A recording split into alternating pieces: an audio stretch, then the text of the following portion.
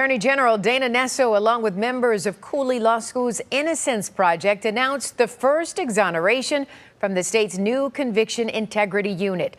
The school's Innocence Project is credited for assisting in the release of more than 375 wrongfully accused prisoners. Exonerations are on the rise across the country, in part because of the creation of these Conviction Integrity Units, which are a division of a prosecutor's office that works to prevent, identity, and remedy false convictions. The vast majority of these units have been created in the past 5 to 10 years, with the one in Wayne County being established in 2018. The man set free today survived 32 years in prison for a crime he did not commit and walked out of prison shortly after his scheduled court hearing this morning. 7 Action News reporter Kimberly Craig was there when Gilbert Poole walked out of prison and into a world he did not know. For nearly 32 years, state prison was home for Gilbert Lee Poole Jr., an innocent man, and even he'll tell you he isn't the only one. It's really nice not to have handcuffs on, that's for sure. So, it'll sink in. It hasn't sunk in yet. As an innocent man being locked up in prison for over 3 decades, Gilbert Poole lost more than time. His mom, dad, even brother all died while he was locked up for a murder he did not commit. Now I got to figure out how to navigate a world I haven't seen in 33 years.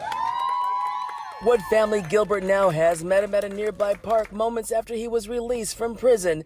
Members of Western Michigan University Cooley Law School's Innocence Project. Without them, I would be sitting on the sidewalk in front of the prison.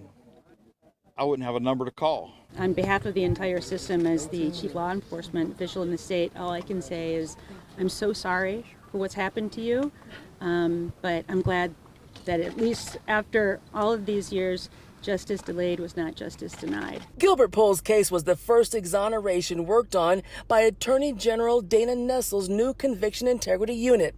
Nessel said Gilbert's case in the 80s rested heavily on bite marks on the victim, bite mark analysis that has been discredited and rejected. The short answer is to what went wrong in this case is everything. I can't help but think about the people that I left standing in there. Why do you think I'm standing here right now?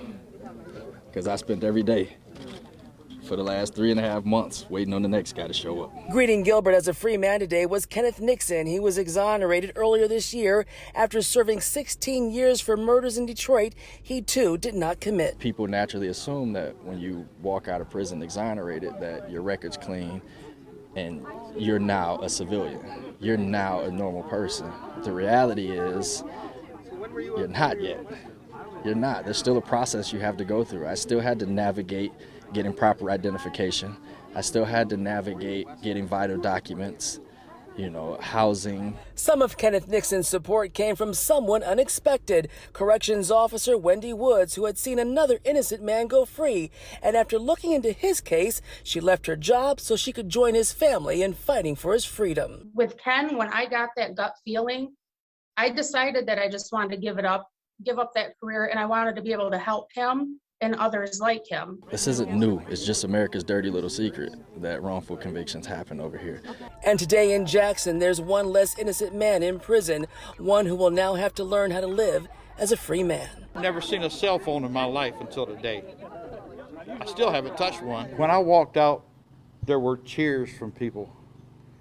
I did not have one bad word spoken to me. They cheered because they knew I was going to come out here and take my experience in here and take it out here and try to help make changes. In Jackson, Kimberly Craig, 7 Action News. Wow.